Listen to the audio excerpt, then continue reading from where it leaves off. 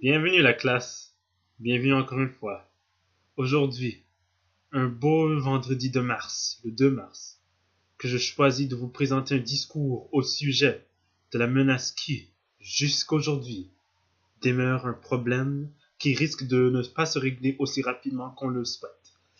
Bien entendu, cette menace ne nous affecte pas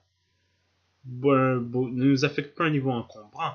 J'imagine que vous soyez en train de vivre votre vie quotidienne sans devoir penser à comment réagir à l'idée que cette menace soit capable de bouleverser cette vie que vous connaissez si bien.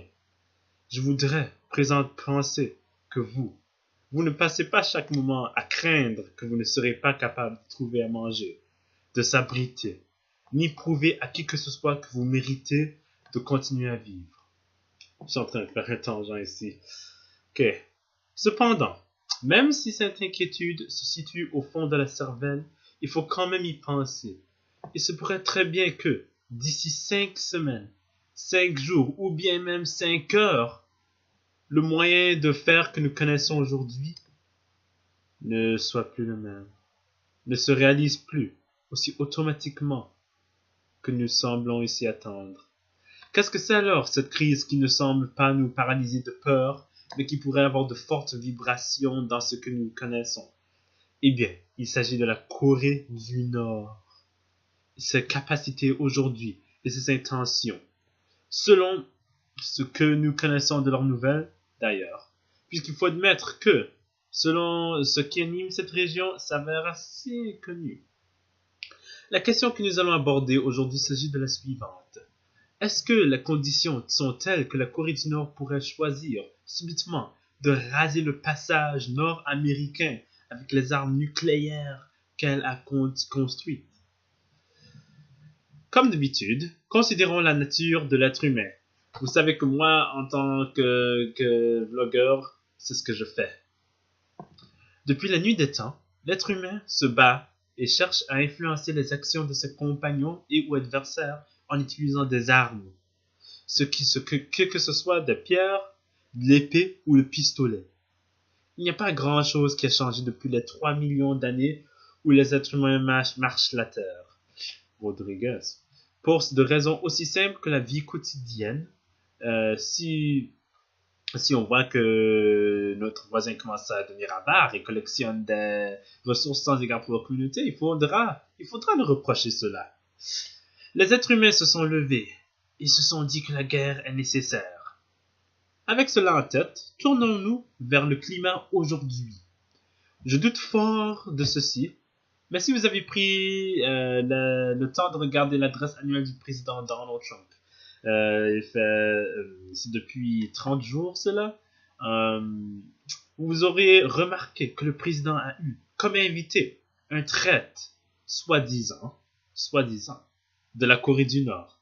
Le président s'est assuré de raconter que l'histoire de ce traître en plein détail, et puis ensuite l'inviter. Il est peut-être injuste de lui décerner le nom de traître quand même. S'est levé pour déclarer la révolte contre la Corée du Nord.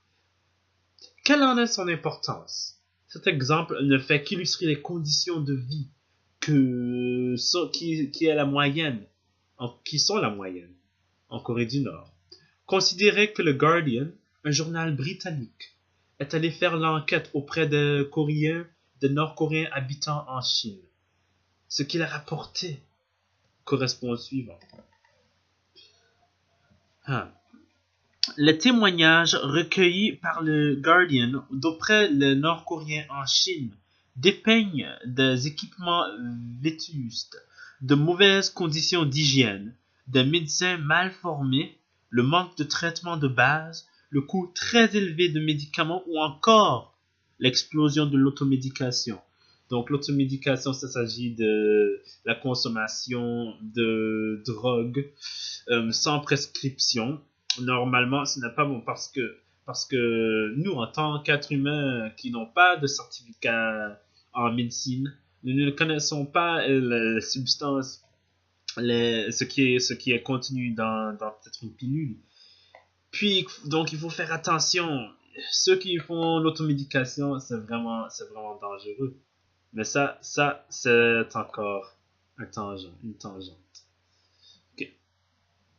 Cette découverte ne s'agit que, quand même, de la condition du système de santé en Corée du Nord, sans même toucher l'alimentation ou le transport. Même en avouant qu'il faut éviter les généralisations. Ce n'est certainement pas la population entière qui souffre d'une telle manière. Il faut admettre que ce ne sont pas de meilleures conditions de vie quotidiennes. Nous ne sommes pas toujours arrivés à la raison fondamentale pour laquelle il y a une bonne raison de penser que la Corée du Nord fera ce dont elle menace avec les armes nucléaires.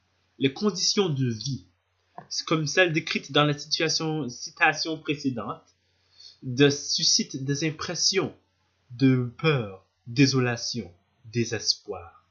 Et, selon ce que dit en 1980 Daniel Balavoine, le désespoir est mobilisateur et quand il le devient, c'est dangereux. Et ça entraîne le terrorisme. Les jeunes vont finir par virer du mauvais côté puisqu'ils n'auront plus aucune situation. Si on prend ce que Balavoine dit en tant que vérité, un désespoir parmi les citoyens du pays mènerait à une opposition faible, ou même de l'appréciation à la décision nucléaire d'un dictateur qui cherche toujours à se présenter comme le leader incontesté de la Corée du Nord. Surtout quand il fait face à un président américain qui, ça c'est une histoire toujours étrange. Il ne cherche qu'à insulter les gens. Les traite de, par exemple, on lui dit, le président américain lui dit que son bouton, j'imagine que c'est une analogie, son bouton est plus gros que celui du dictateur nord-coréen. Et c'est lui quand même qui, au débat pour la compétition pour devenir président en novembre 2015, c'est lui qui a apporté l'idée des organes sexuels au débat. Un président comme ça est en train d'insulter et à tort et à travers le dictateur nord-coréen. Avec un président comme ça et les conditions terribles à l'intérieur du pays, et ça ne serait pas surprenant qu'un jour la Corée du Nord cherche à démontrer sa puissance au monde en agissant d'une manière extrême, dangereuse, si un peu, voire un peu fou, d'une manière folle. C'est ça. Je pense vraiment suffisamment que j'ai présenté suffisamment de preuves, au moins une séquence, de preuves qui va communiquer, pour vous communiquer qu'il y a une forte chance que la Corée du Nord choisisse de lancer une arme nucléaire bientôt.